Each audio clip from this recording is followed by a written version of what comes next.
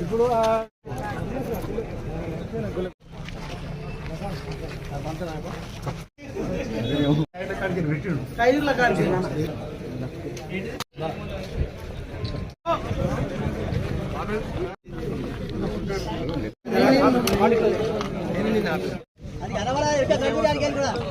నమస్కారం సార్.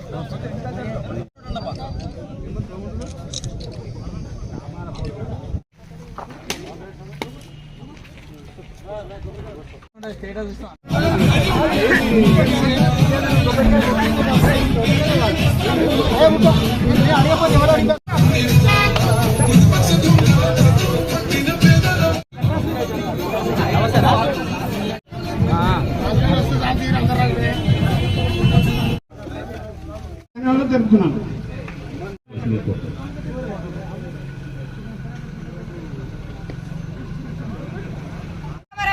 మండలానికి ఈ విషయానికే వస్తే అన్నగారు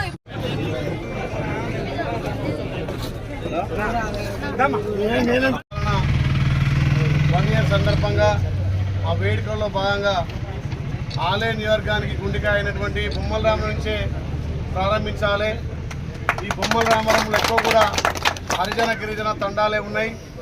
అభివృద్ధికి నోచుకోక అభివృద్ధికి వెనుకబడ్డది కాబట్టి 8 మండలాల్లో ఎక్కువ కూడా బొమ్మల రామారం మీద దృష్టి పెట్టి ఇక్కడ ఉన్నటువంటి రోడ్లను త్వరితగా పూర్తి చేయాలనే ఉద్దేశంతో ఈ వచ్చిన సంవత్సరంలో మీరు చూస్తున్నారు, వచ్చిన 3 నెలలనే వడపర్తి మరియాల రోడ్డు 18 కోట్ల శాంక్షన్ చేసుకున్నాం. వర్క్ కూడా ప్రారంభమైంది. దాని తర్వాత ఇక్కడ యావాపూర్ నుంచి జలాల్పూర్ కూడా సింగిల్ రోడ్ కొత్త శాంక్షన్ అయిందంటే సింగిల్ రోడ్ కాదు, మాకు డబుల్ రోడ్ కావాలని ఈ ప్రాంత ప్రజలు గట్టన్న కానీ రాజు కానీ ఇంకా మా నాగరాజు కానీ అదేవిధంగా సాయిలన్న చాలా మంది కూడా ఇక్కడి నుంచి మాకు అక్కడ ఆ భువనగిరి రోడ్ దాకా టచ్ కావాలంటే దాన్ని 11 కోట్ల 30 లక్షలతోటి శాంక్షన్ చేసి ఇలా మనం ఫౌండేషన్ కూడా వేసుకోవడం జరిగింది. ఇదే కాకుండా అక్కడ నాయనంపల్లి నుంచి ఆత్మకూరు కూడా అనంతరం కూడా 30 లక్షలు కూడా ఈ వారంలో శాంక్షన్ ఇస్తున్నాం. ఇవే నిధులు కాకుండా 20 కోట్లు హెచ్ఎండి నిధులు తెచ్చి ఏదైతే తండాలు ఉన్నటువంటి తండాలకు లింక్ రోడ్ లేదని చెప్పి హెచ్ఎండి కూడా 20 కోట్లు శాంక్షన్ చేయండి. సుమారు 120 కోట్లు ఓన్లీ బొమ్మల రామరం మండలమే మనం రోడ్ల కోసం మంజూరు చేస్తున్నాం. అవే కాకుండా ఎన్ఆర్ఈజీఎస్ ద్వారా కూడా ఒక కొత్తగా ఏర్పడినటువంటి గ్రామ పంచాయతీలకు గ్రామ పంచాయతీ భవనం అంగన్వాడీ భవనాలతో పాటు ₹1 కోటి సీసీ రోడ్లు కూడా మంజూరు చేయడం జరిగింది. ఇవాళనే బొమ్మరామారం ఎస్సీ కాలనీలో కూడా మనం 15 లక్షలకు అక్కడ కొబ్బరికాయ కూడా కొట్టడం జరిగింది. కాబట్టి భవనం కూడా నిర్మిస్తామని తెలియజేస్తూ ఈ సంవత్సరం కాలంలో మీ అందరి ఆశ్రమంతో ప్రజాపాలన గౌరవ ముఖ్యమంత్రి రేవంత్ రెడ్డి గారి నాయకత్వాన తల్లి సోనియా ఇచ్చినటువంటి అభయస్థం 6 గ్యారంటీల్లో ఇప్పటికీ 5 ఇంప్లిమెంట్ చేసుకొని మహిళలకు ఉచిత బస్సు కానీ, మహిళలకు అక్క చెల్లెలకు 500కే గ్యాస్ కానీ, ప్రతి పేద కుటుంబానికి 200 యూనిట్ల వరకు ఉచిత విద్యుత్తు కానీ, అదే రకంగా రైతన్నలకు ఏకకాలంలో భారతదేశ చరిత్రలో ఏ రాష్ట్ర ముఖ్యమంత్రి కూడా అంత పెద్ద సాహసోపేత నిర్ణయం తీసుకోలేదు.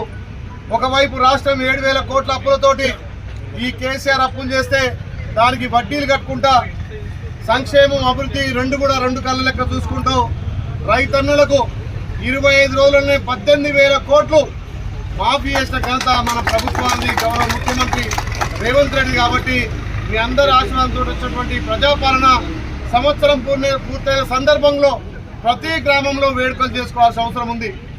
నేను కూడా మా అధికారులకు చెప్పిన, ఏ గ్రామంలో ఎంతమందికి రుణమాఫీ అయింది, ఏ గ్రామంలో ఎంతమందికి 500కే గ్యాస్ ఇస్తున్నాం, ఏ గ్రామంలో ఎంతమంది 200 యూనిట్లకు అర్హులైనరు, ఇంకా ఎవరైనా మిగిలిపోయినటువంటి రుణమాఫీ కానిటువంటి వాళ్ళు టెక్నికల్ ప్రాబ్లం వల్ల కానీ 2 లక్షల పైబడి ఉంటే వాళ్ళు మీద అమౌంట్ కట్టుకుంటే 2 లక్షలు ప్రభుత్వం తప్పకుండా వాళ్ళ ఖాతాలో వేస్తుందని చెప్పి తెలియజేస్తూ మన గౌరవ ముఖ్యమంత్రి మొన్ననే ప్రతి గ్రామంలో ఇందిరమ్మ కమిటీలు నిర్వహించుకున్నాం.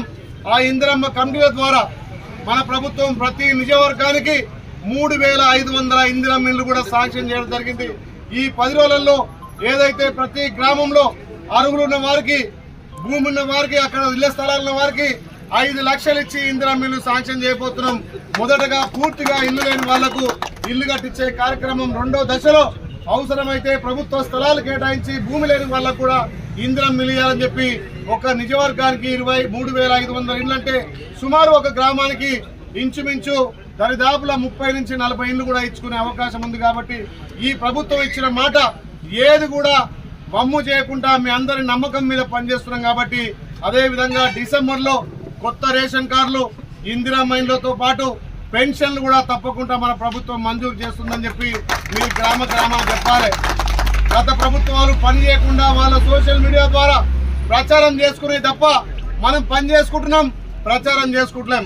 కాంగ్రెస్ పార్టీ అంటే పేదల పక్షాన, బడుగు బలైన వర్గాల పక్షాన, రైతుల పక్షాన పెద్దపీట వేసే ప్రభుత్వం. కాబట్టి తెలంగాణలో మహిళలకు పెద్దపీట వేసిన ప్రభుత్వం కాంగ్రెస్ ప్రభుత్వం, రైతులకు పెద్దపీట వేసింది కాంగ్రెస్ పార్టీ. కాబట్టి ఏదైతే 1వ తారీఖు నుంచి తల్లి సోనియమ్మ జన్మదినం 9వ తారీఖు వరకు కూడా మీ గ్రామాలలో కాంగ్రెస్ పార్టీ ఈ మొదటి సంవత్సరంలో ఆ గ్రామానికి ఏమేం చేసింది, ఆ గ్రామంలో ఎంతమందికి రుణమాఫీ అయింది, ఆ గ్రామంలో ఎంతమందికి మనం ఇందిరం ఇల్లేబోతున్నాం, ఎంతమందికి గ్యాస్ సబ్సిడీ ఇచ్చినాం, ఎంతమందికి 200 యూనిట్లు ఇచ్చినామో ప్రతి గ్రామ పంచాయతీ దగ్గర మన కార్యకర్తలు, మన నాయకులు, మన పార్టీ శ్రేణులు కూడా ప్రజలకు వివరించాల్సిన అవసరం ఉంది.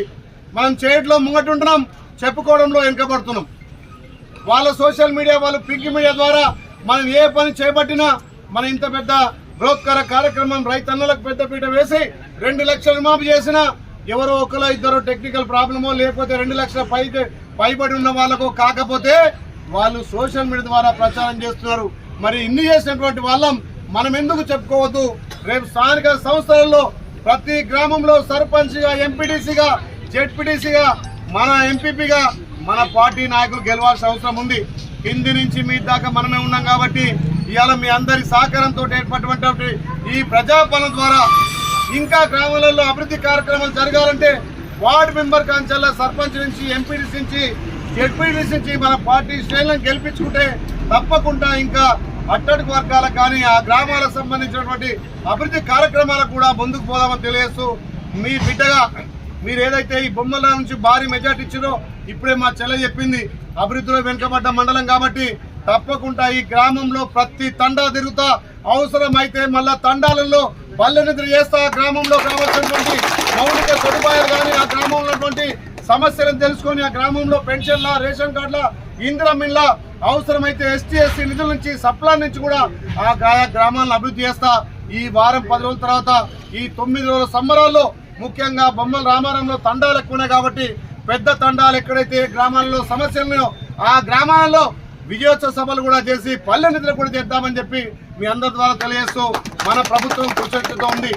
ఒక రకంగా రాష్ట్రాన్ని అప్పులు చేసిపోయినా ఆ అప్పులకు వడ్డీలు కట్టుకుంటూ ఆ అప్పులను